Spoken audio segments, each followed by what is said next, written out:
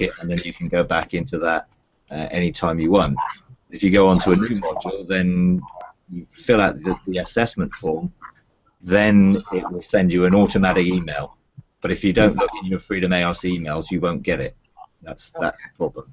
But you can set that email address up to forward to any other emails that you get if you want to. Anyway, okay. Okay, thanks, Mike. All right. So let's. Okay, we'll get started. Let's make it stop. So, anyone want to share anything or ask anything? Okay, so I'll just continue.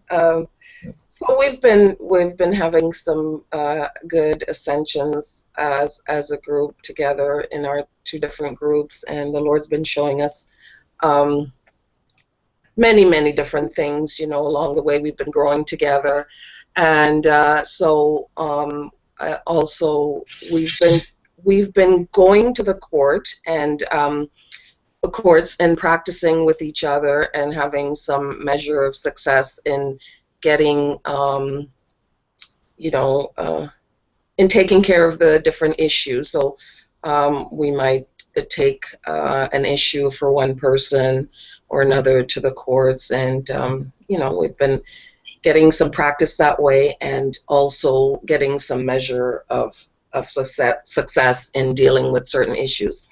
So we wanted to step off from there in terms of our group as in general, in the things that we feel Father wants us to do in terms of legislation of you know, for the ecclesia, for our area, for, you know, moving things along in general in what we feel the Lord is calling us to do. Yeah. So we don't, you know, we know that part of our mandate is a city of refuge. You know, we've been seeing all kinds of stuff in the heavenlies that God is giving to us, and we've been receiving them. But we just need to know how to formulate them, how to go to the courts with them, how to get legislation, and how to use legislation in bringing what we see in the kingdom onto the earth. Yeah. Would you address that, Mike? Thank you. Okay. If I could just jump in, we're not, like, for example, when we go up to the mobile court, like every weekend we get together, besides the groups we have during the week, the ones that can make it, and we take one person's issue, and then we go to the mobile court, we wait, and we start to, you know, as he leads us or shows us, we do whatever. But when we're doing it as an ecclesia, as a group, so we're sitting here going, well, I don't know if we do this as a mobile court. So we know, for example, the sound has to go out. We know certain things that he's kind of shown us, but we don't know what to do with it, and we don't know where we're supposed to go. I don't think it's a mobile court. No, it's not. Okay, yeah. Well, there are various places. Let me stop that. There are various places where you can use legislation and get legislation. Some legislation is already in place, so there are laws that God have that you can use once you receive them. There's other legislation that you can make laws and establish new laws for your particular situation and your particular mandate that you have. Then once you have them, then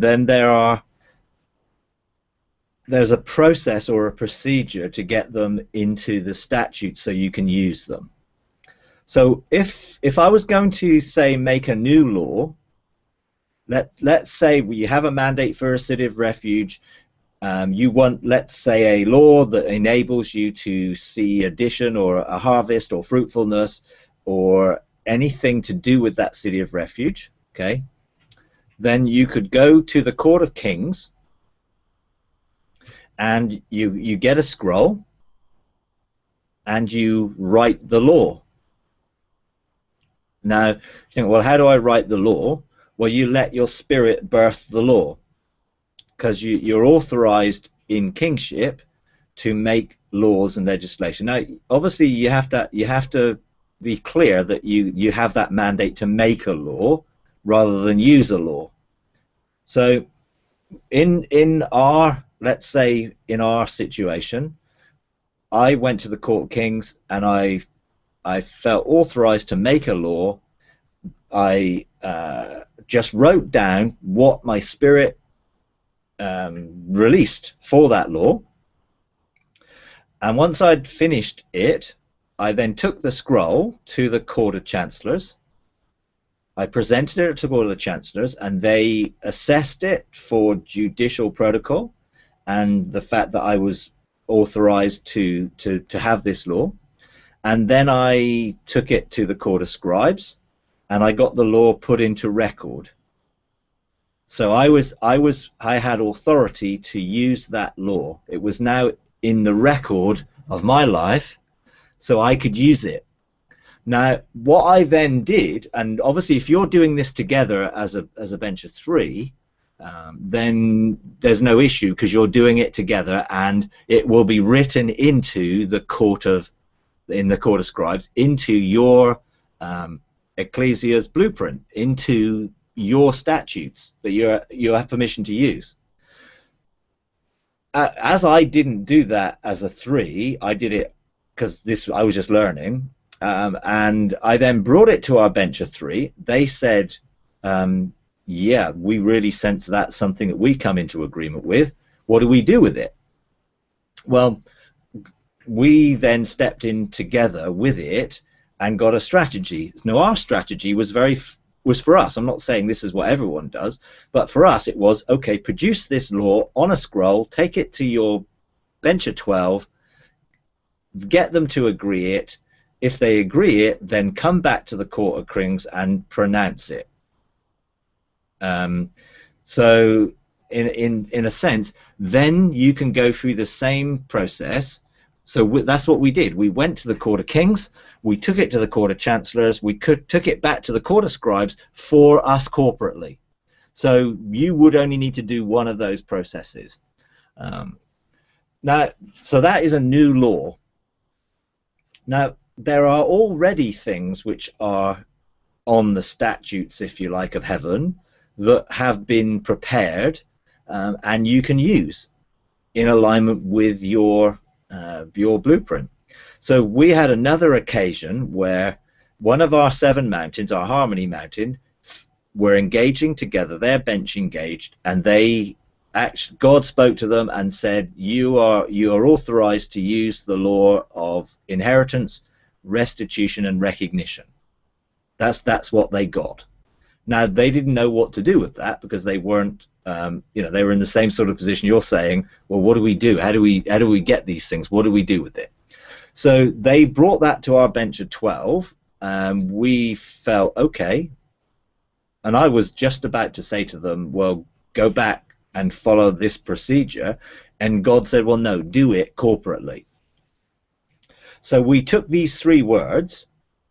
That's all we had, 3 words representing 3 laws that they were authorized to use. Not make new laws, but authorized to use. But to use something, you have to know what it says. So what we did, we all stepped into the Ark of the Presence of God, and we took these 3 words and we engaged the 4 faces of God, and we asked for revelation to reveal what these laws were. And we all got things that were on the laws, and we then wrote it all down. Once we'd sort of stepped back out, wrote it all down, and then we looked at it and we thought, okay, what is the format of this? As a bench of 3, we then took away what we wrote down and looked at it, and we asked God to show us, how do we decipher how you make this into something we can use? And so we had the revelation of, there's 3 parts to the law. There is the context that you can use it in, there's the actual statements, the authorizations, and there's the results that you can use, the decrees that you can use to outwork it. And so we then pulled together all the things that had been brought in this encounter, and we pulled them together into those 3 sections. So the sort of preamble or the context of the law, the actual statements of the law, and the declarations or decrees that can be used. So then we brought that back. We agreed it together as a 12. We then took it to the Court of Chancellors. It got sealed by the Court of Chancellors. We then took it to our statutes. In terms of the Court of the Scribes, it was written into our statutes, and then all our mountains were free to use that legislation.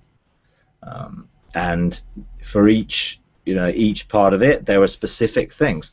Now, depending on how familiar people are with being able to engage God in that sort of legislative stuff, you tend to find that people who are less familiar with it tend to get more of the preamble type stuff, the context.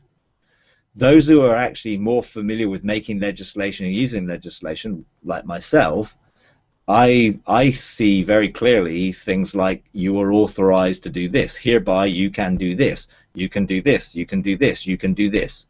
Because I'm used to engaging and seeing that type of language and experiencing that. So we pulled it all together, and then we encourage people to use it. So there are two different processes, but once you have the law, you still need to get it sealed. So that seals it with the Court of Chancellors, gives you permission to use it.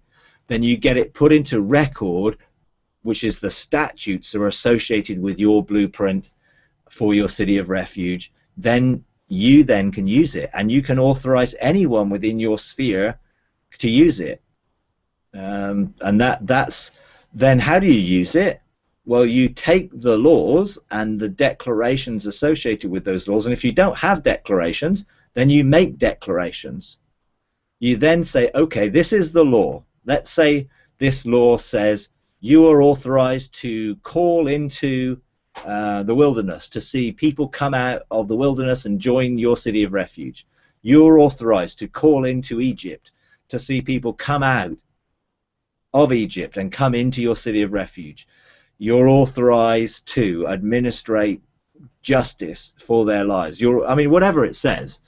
Then you then say, I decree and call forth people out of Egypt. I call forth people out of the wilderness. I call for transformation in their lives. I call for, depending on what the law says, you make statements that you use on the basis that you now have authority to make those sort of declarations. I call for the harvest to come in. Whatever it is, I call. Let's say you have authority to clear the atmosphere. I send the angels to clear the atmosphere in this area so that we will see this. It's making the decrees, declarations that the law gives you permission, that gives you the authority. You see, you can have a law that says you can do this, this, this, this, this, and this, and if you don't do anything with it, it's just a law that's on the statutes. And there are many laws that are on the statutes that no one uses. So you have to use them. Now, where do you use them? You can use them in many different contexts. You can use them by going to your mountain together. You can use them individually by going to your mountain. You can use them in a corporate setting as decrees that you make, to say, we are making these decrees corporately. But the key is you have to use them. You have to actually, and the fact that you have the authorization of the law creates faith to use it. But then you have to go and make the decrees and make sure you're consistent. No, it is probably not enough just to do it once or twice, depending on what the laws are and what the decrees are. You need to be consistent in using them to enforce that, because then maybe you then start to decree, let's say, for people to come out of the wilderness and out of their religious coverings so that they can come into their truth and receive their true inheritance as a child of God. You start doing it and you get a sense that there's opposition to that. Why would there be opposition? Well, because there may be religious systems, there may be things that the churches have done in your area that you're calling into that have created veils and blockages and are religious mindsets or doctrines or demonic things that you may have to take to court and stand on behalf of the religious community or the Christian community or whatever you want to call it, and own that you accept the responsibility for this, essentially the legal right that the enemy has to block what you're doing. So your law will challenge the enemy's opposition, and then you remove that opposition in the court, and then you release the law again. And you continue to do it until you start to see the full fruit of what it's going to release. But in a sense, there's an ongoing process where you have to be consistent in doing it. And you can assign angels to come and do that. So for me, it's like, okay, we're calling for people to come out of the wilderness. So I'm gonna send angels with dreams, visions for those people who are blinded to the truth, and I'm gonna send angels to stir up a hunger in them, a dissatisfaction with where they are, so that they begin to cry, there must be more than this. You know, so there are things you can do because you have the law, but you have to do it. So, you know, and there may be other things that you do in terms of, let's say, the Court of 70. You know, if you have access to the Court of 70, then you can make some high-level declarations there, or decrees or petitions to the Court of 70 for certain things. That's where you need the direction. And wisdom is a really good person to engage with if you need wisdom, if you need that. When I started to legislate things this year, I went to wisdom and I said, now, how do I know what I have authorization to actually produce? And in this instance, you know, she took me to the court of the councils of the fathers, and they gave me permission to make this particular law, the law of religious freedom. So I just sought help, because wisdom is there to, according to Proverbs, there to help us rule and to reign and to make right judgments and right declarations. So wisdom will help. And if you're uncertain, go to wisdom and ask for help. You know, you can go before the ark of the presence of God and step into the four faces and ask for a governmental perspective on what you need to make in terms of legislation that's going to be effective in this season. Now, it's important to understand the times and the seasons so that you're making the right sort of legislation at the right time. But again, that comes by revelation, and it comes by seeking for that governmental perspective around the ark of the presence of God. Because you're seeking, what are we mandated to do? And individually we can go there and find a daily mandate. Corporately we can go there and get a corporate mandate. You know, are we mandated to produce a new law? Are we mandated to make and use existing legislation? Are we authorized to do this? Go and ask. You know, that's where I start. What mandate have I got? What legislation do I need to fulfill and outwork this blueprint? And I go and receive the mandate to produce that legislation, use that legislation, go through the process, and then start to use it daily. You know, it's something that I allow my spirit to lead, but once I have certain laws established, particularly for you know, legislative processes, you know, I use that until I feel it's been accomplished, or it may be, you know, an ongoing thing that I pick up now and again. Now, I use that authorization to speak into the spheres of government that I'm creating around my life. So it's not just a heavenly thing. Heaven flows through us as a gateway to engage the physical realm and the spiritual realm around us. So I expand my spirit to come around my family, my home. I expand it around the ecclesia. I expand it around our area, and I expand it again around our region. And I use the authorizations that I have from a heavenly perspective to decree into those realms. You know, because I can do it connected from heaven to earth through my life. So it's not just an ethereal thing. I begin to engage the atmospheres around me from this realm, which means I don't have to go through the atmosphere of the earth, because quite often the atmosphere of the earth is quite difficult to shift. And the best way of, you know, of shifting it is obviously remove the authority that's above it, and then you can undermine the authority that's underneath it. And I do that by decreeing into the atmosphere, because I'm under that atmosphere, but I am creating a sphere of the government of God around me, which is immune from the atmosphere of the earth, because I'm creating it flowing out of heaven with the legislative authority that I've created in heaven to administrate that atmosphere, to speak into it, to decree into it, to see the river of life flow into it, you know, all those type of things. So it sort of operates in different levels of government and in different spheres, but it all comes from the fact that you have to use, make or use legislation effectively.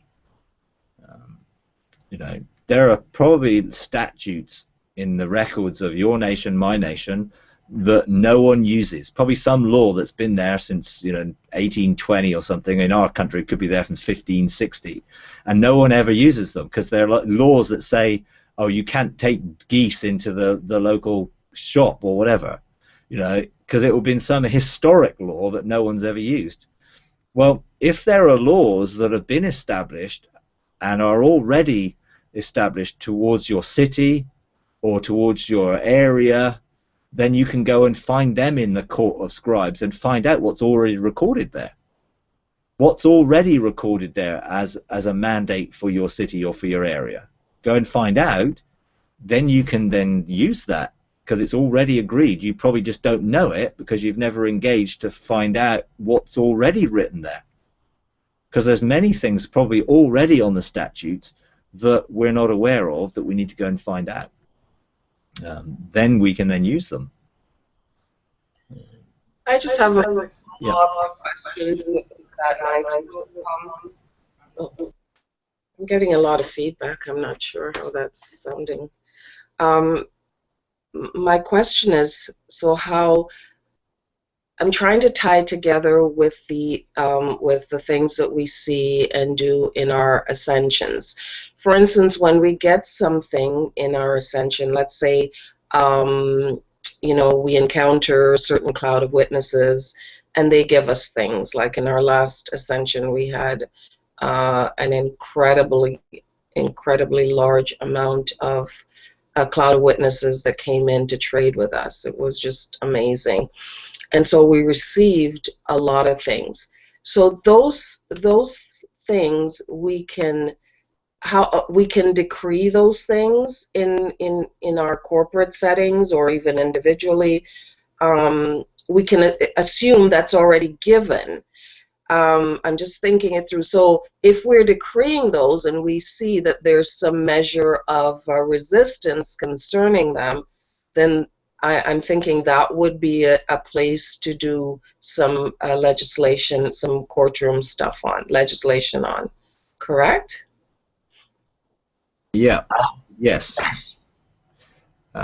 What I would do, if you've received something from the cloud of witnesses or from angels or in various things, I would take them to the court of scribes and make sure that they're recorded for your use, for your ecclesia's use, so they are become part of the statutes that you can use. Then use them. Yeah, definitely use them, decree them, declare them. And if you sense opposition, then yes, use the mobile court to deal with any judicial issues of legal rights that the enemy might have to block or hinder. And you find, actually, as you grow as an ecclesia, you'll find that there can be the sin of Achan in the camp. Sometimes people's own lives will affect your authority, which is why, you know, Jesus, it talks in Corinthians about Paul saying that, you know, negative things affect the whole, as does positive things affect the whole. So you have legislation, the whole benefits from that legislation. You have access for the enemy, and everyone is affected by that access the enemy has. So, you know, that was what happened with the children of Israel. They crossed, and they found, you know, there were certain things that were forbidden to be taken, and Achan took them and hid them in his tent, and that caused the enemy to have access. So as you get these type of statutes and laws, you will become sensitive to that which creates opposition, and sometimes it can be not historic, it can actually be something that's happened now, because someone has brought access to the enemy in through what they've been doing or saying or engaging in bad attitudes, you know, negative behaviors. All sorts of things can do it. You know, disobedience, rebellion, you know, classic ones that give access to the enemy. So it's really important to be diligent and vigilant to keep on top of it all and on guard. And the more you carry that in your heart, the ecclesia, let's say you're carrying the ecclesia in your heart, and the more you extend your spirit around the ecclesia, you know, as you expand your spirit around the ecclesia on a daily basis, the more sensitive you become to pick up things that are going on in the atmosphere, because your spirit will begin to, you know, detect a disturbance in the force, if you like.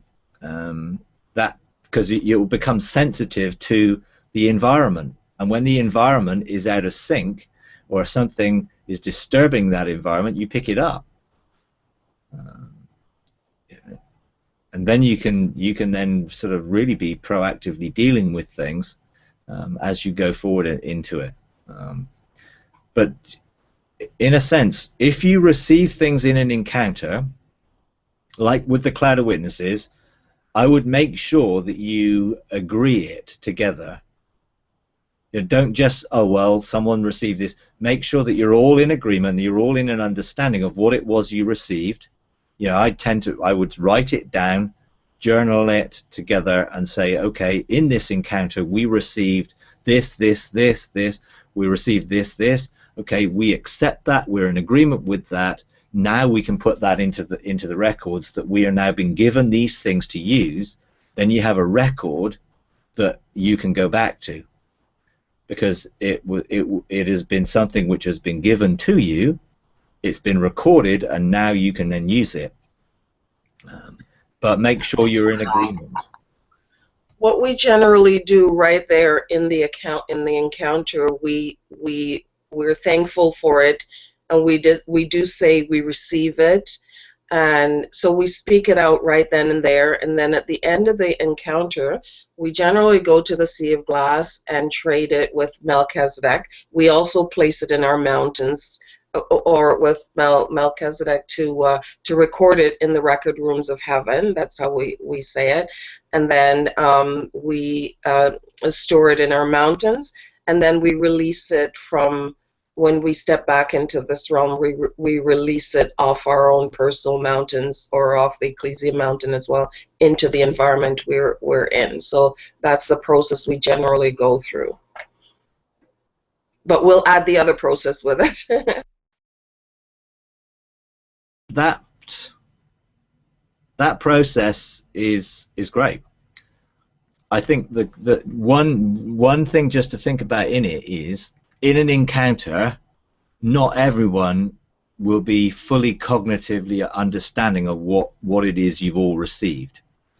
So it helps to have an agreement and an understanding. And what we found was, not everyone was aware, even though you might say yes, we're all in agreement, but actually, are you?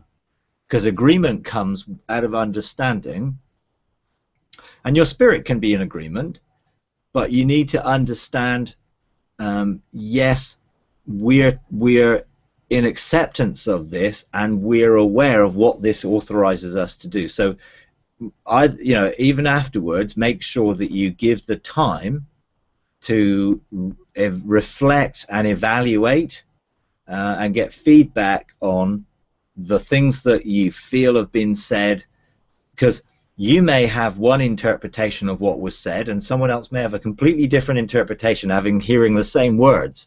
So without having an agreement that we're all accepting this is what this means and we're in unity of agreement over it, then one person may think it means this thing and one person may think it means that thing, because you all carry filters of understanding and you all may be at different stages of engagement. So it is, I would say, even if you do it on a regular basis, a review of the things that have been done. So for us as a church, what we have, we have an account called Slack, which is a program that allows us to post things. We have a folder in there called Revealed Law, and that Revealed Law is the things that we've received individually from our mountains in times when we've done things together, that we put in there. Everyone can review it, and then as a bench of 12 we will then put that into the records, and once we've agreed it and we're all understanding the same thing, because it's really important to understand the same thing and not just to have a personal perception of what that might be, because because there's blessing is multiplied when we're in unity, and unity means agreement, and if you don't evaluate and share and talk about what you felt this was or what you felt this meant, then it can be very symbolic. Let's say you were given symbols in encounters, okay? You were given 3 scepters, 5 treasure chests, 15 jewels, or 5 scrolls, and you basically received them, and it's like, yes, we're receiving this. But what does it mean? Those chests to one person may mean one thing, to someone else they may mean something else. So being able to share, talk about, review, and come to an agreement of what it means then gives you a much greater authority to use it, because it's not just on personal perception, it's on something that's been agreed. So once we have agreed a revealed law, we will then enact it, put it into record, and then it goes into our enacted law folder that everyone has permission to use. People don't have permission to use revealed laws until we've agreed them. And when we did this with the law of inheritance, recognition, restitution, we had to talk about the semantics of certain words, because people didn't understand necessarily what certain words meant. And if you don't understand them, you can't use them. So it's good to review and to reflect and to give yourself the opportunity regularly to just make sure you're all on the same page and you're all in agreement, rather than just in the encounter that you really haven't got time to go through that whole thing there. You're just saying, yes, we received this, great, but what does it actually mean? What do you actually feel that you're authorized now to do? So I think talking about it and bringing that into an opportunity of everyone to actually have an input into that, I think is important, because that is what creates the unity. You may have a spiritual unity, which is great, but that doesn't give you necessarily a practical outworking. Particularly if you're going to use it in certain situations, you want to make sure everyone knows what they're doing when they're using it, if that makes sense. So Mike, just to go through this again, our legislation is the foundation of his government. The decrees are establishing his government, in the ecclesia or in our own lives or over our mountains, of which our spirits overshadow our mountains, which would include our ecclesia. And when we come together, each of us in the ecclesia, or even in your church, our spirits are supposed to, because that's one of everyone in your congregation would be, that would be probably one of their mountains if it is also overshadowing, which gives it the strength. Now the question I have is that the legislation, which is the foundation, you talked about legislation might be there, that we might not even be aware from long ago. You use the example of in our own country, your country.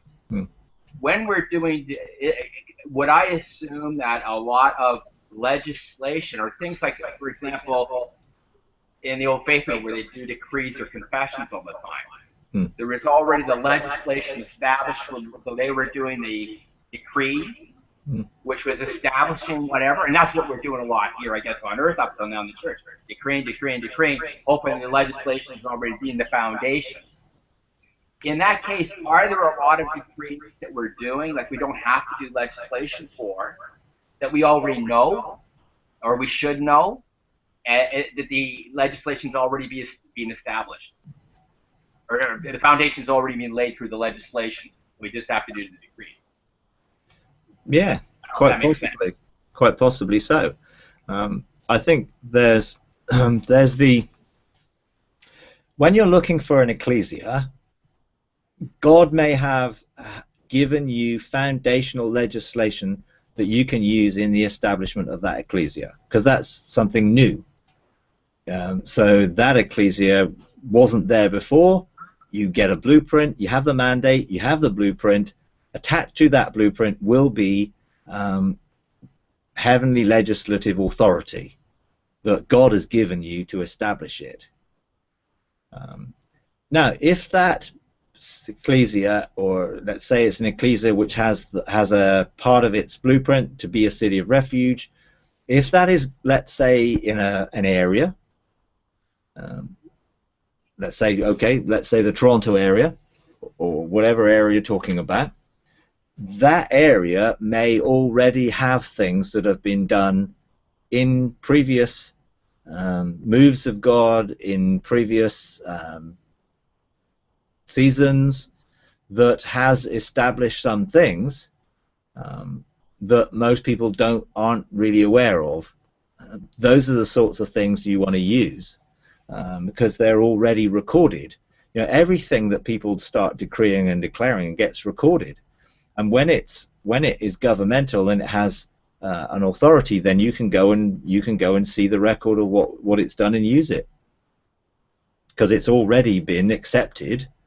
And probably angels have already been engaging with it and other things. It's just probably because people weren't engaging in heaven, they didn't have access and the higher level to use it. They were generally using it going to and fro. When you establish it in the up and down, then the to and fro side of it has a greater dimension of authority with it to use. So I would definitely say that there are things which, if you have any heritage in an area, then it's good to actually see what of that is in operation that you can effectively use.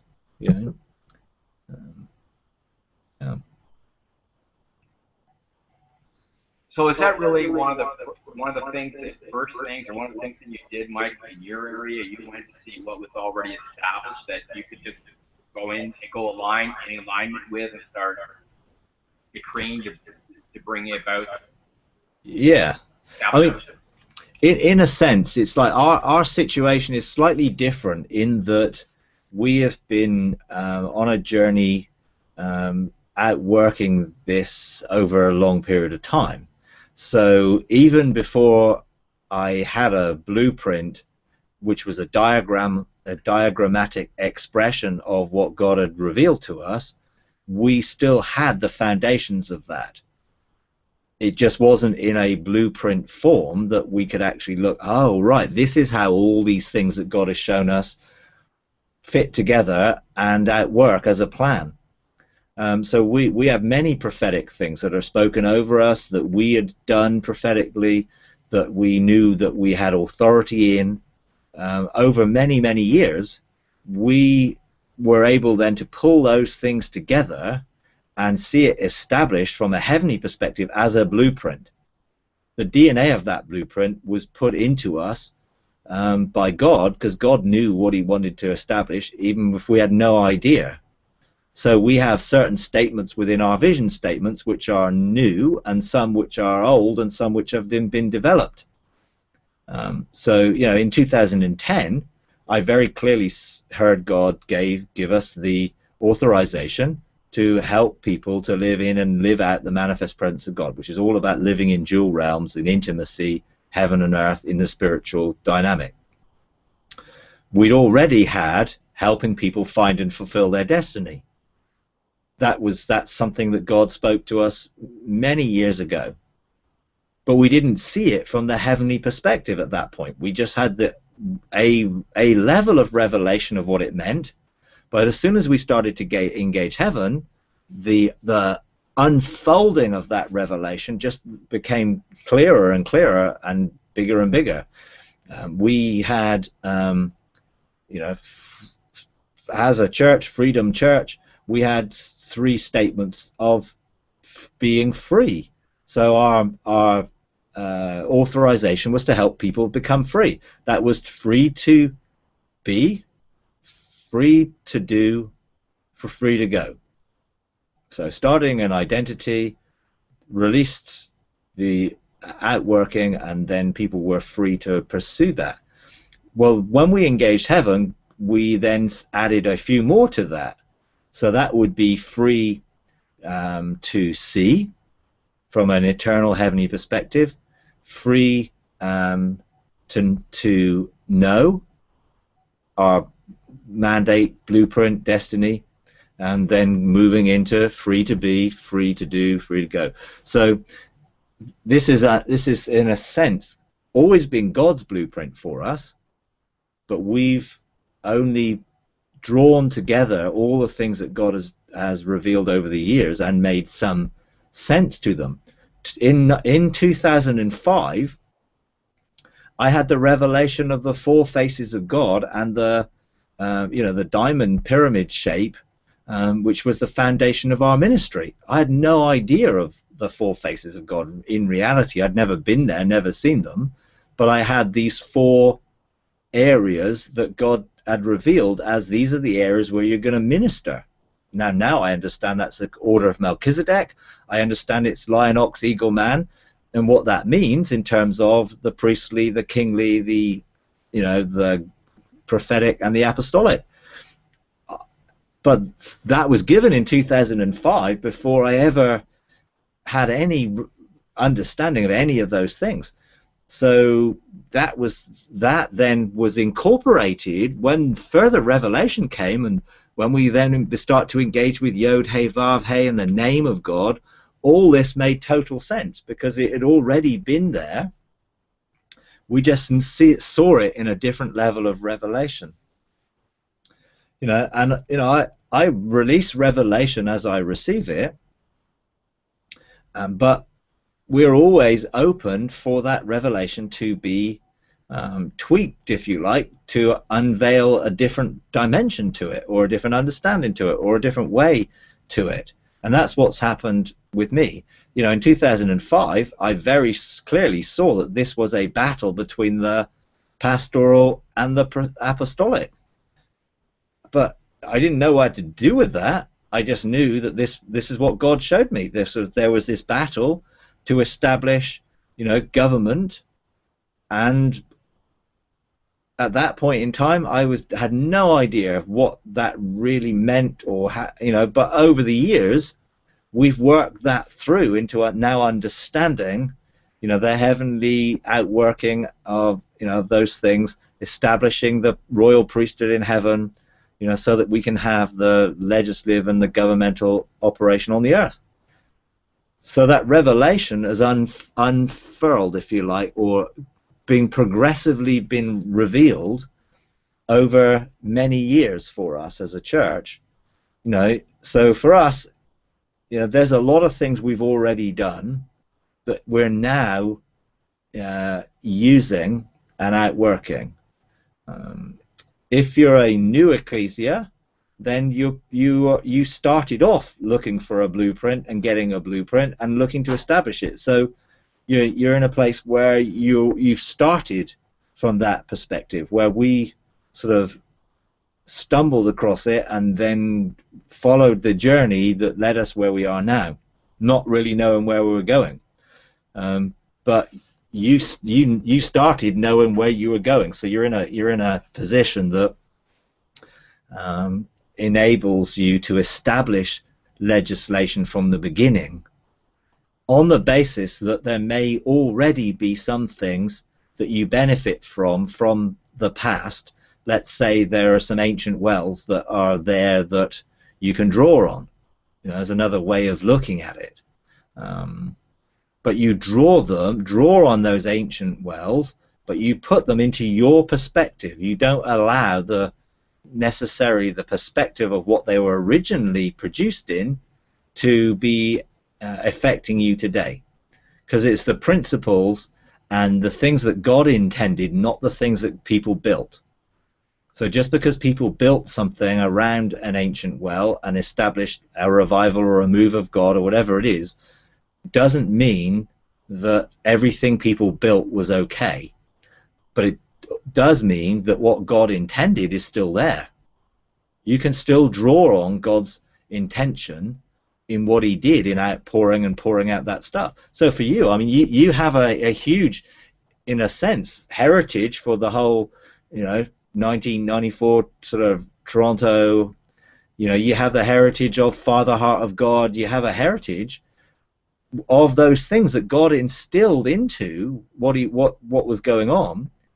You just need to divorce them from the structure and the old order things that sort of built on it, and get back to the things that God put in that could be foundational in principle. What was the principle? The new wine of the Spirit. Well, we need that new wine, but you need a new wineskin for it. Now, I would suggest that the wineskin that was built or was there to house that new wine is not fit for purpose, and probably still isn't fit for purpose unless it embraces a new wineskin perspective, which is a heavenly one. But the new wine and the principles of what that was for are still there. Intimacy, fatherhood, sonship, all those things that were God's intention to bring and restore to the church are still things you can draw on. You can draw from those wells, but don't try and adopt the structures that were formed around them, would be my encouragement on some of that.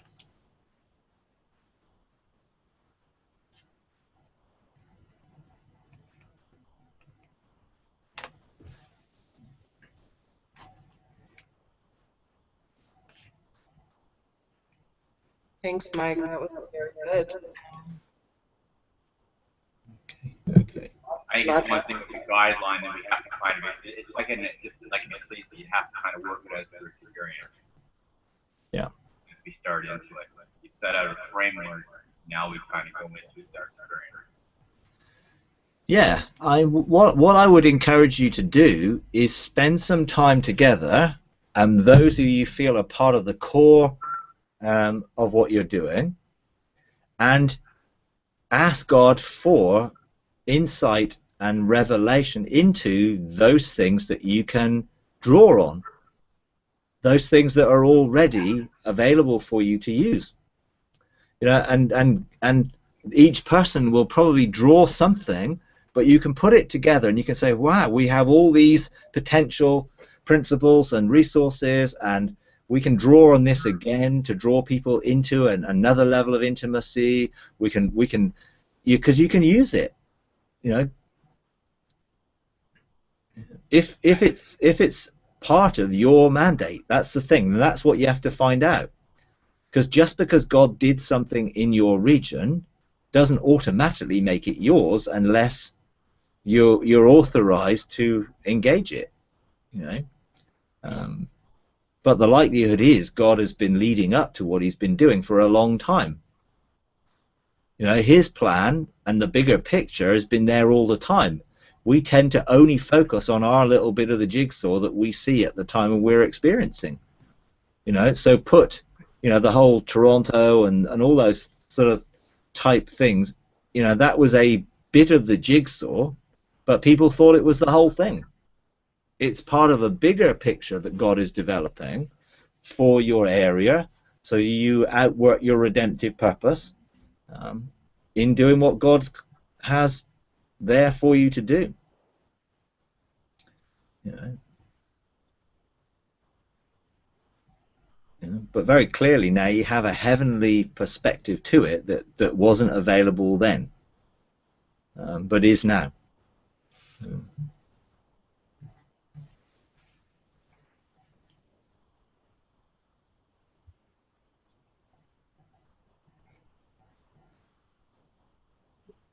That's exactly what we'll do. We'll go up with the core group on our Tuesday night as well. Yeah. Start to each of those draw and what. No, just see if there's any ancient wells. Just see if there's anything that is part of the heritage that you can draw on. You know, because you don't want to go reinventing the wheel if there's already some things there that you can use.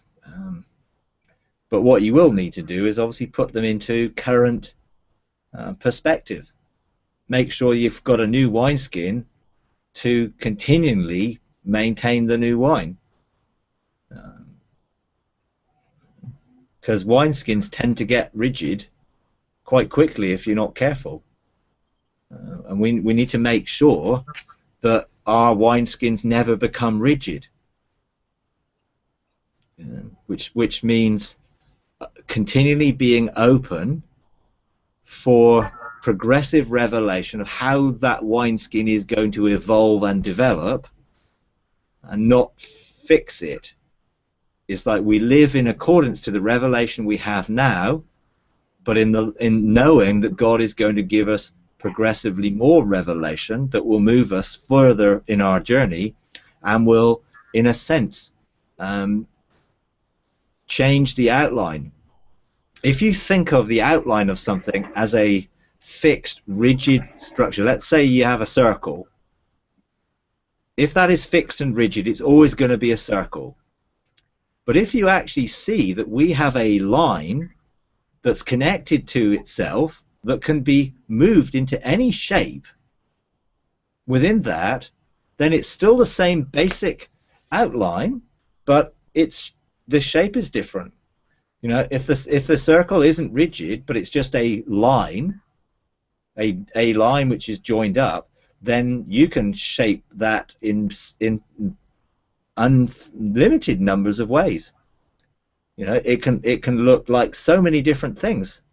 So you have a blueprint that gives you, in a sense, a framework, a line, a sphere to operate in, but how that sphere looks will be totally dependent on where that line is moved and where you're moving with it at the time. You know.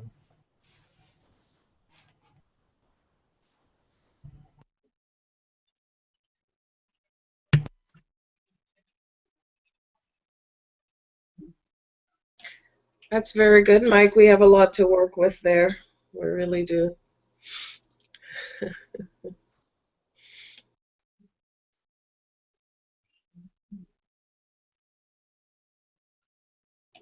You're muted, Mike. You're muted. Sorry. Yeah. We have a good foundation, and we have, you know, increasing revelation to enable us to use those things in new ways. And I think that's the key. Let's keep flexible, and God will keep pouring in more and more and more. But the authority we've been given, we can actually legislate for the times and the seasons that we're in to make sure that we're doing what is required at that point in time. You know, and that's the insight that we get by getting at the oracles of God, and an understanding of God's bigger picture, because we all tend to look, at our feet to see where we're walking, whereas actually sometimes we need to see the map that shows us where we're going and the terrain that's going to be on the way. And so many people just look at their feet because, okay, next step, and it's good to have the Word of God, your mandate, if you like, to guide and direct your steps. But if you don't see your steps as, well, this is what the map looks like, then you can get very small thinking and parochial, rather than seeing the bigger picture that God wants you to see. Hey, wow, we're involved in all this. We may be only taking a few steps right now, but we're involved in this great big picture. And therefore people then don't get stuck in the seeing, oh, well, despising the day of small things, because that's what people do when they only look at their own feet. Oh, well, this didn't seem to be doing this. Well, where are the promises? Well, actually, you see the bigger picture, and you're always inspired to know that there's so much more to come. You just have to keep walking, and that stops you, in a sense, becoming rigid, or becoming, rather than continue to be pioneers who are taking the ground, becoming maintainers who maintain their position and defend it, and that's not what God wants. So.